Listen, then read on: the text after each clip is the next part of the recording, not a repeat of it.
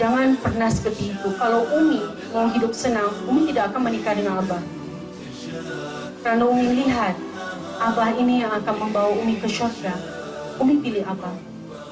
Anda juga seperti itu. Anda menikah bukan karena calon suami itu kaya, calon suami itu punya pangkat, calon suami itu orang yang ganteng. Jangan. Menikahlah karena Allah. Saya menikah dengan suami ini, dengan istri ini, karena saya tahu iman dan takwa saya akan bertambah kuat.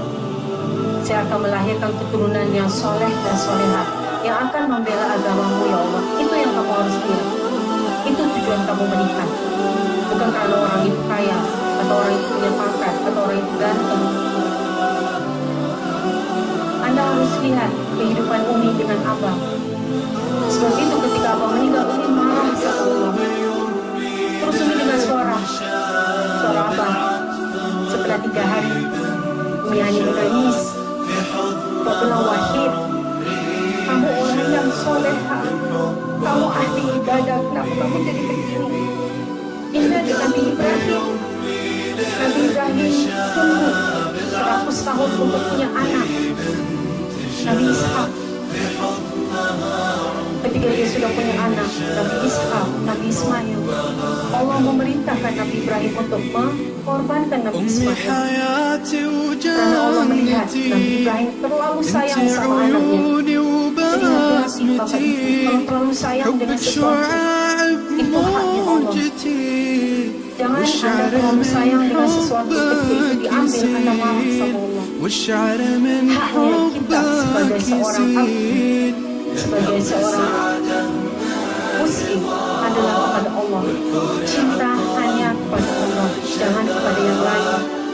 Wah, bisa saya telepon anak saya sampai saya harus pulang. Anak saya semata wayangnya, dia akan berganti warisan kakak saya. Wah, itulah Allah mau ambil segini.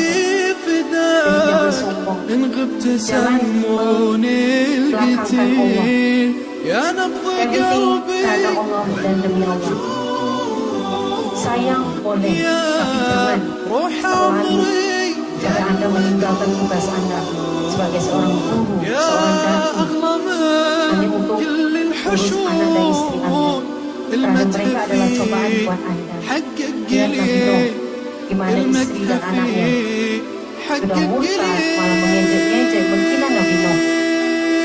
Gimana Nabi Lut, istri dan anak-anaknya kumuh, padahal Nabi Lut sudah memberikan nasihat, tetap tidak mau dengar, malah melawan, malah menghina ayahnya sendiri, suaminya sendiri.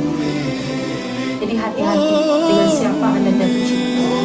Cinta hanya untuk Allah, dan Anda harus berkorban untuk membuktikan cinta Anda. Seperti si orang Jepang tadi, dia berkorban kan, potong ke burungnya sampai pamannya datang.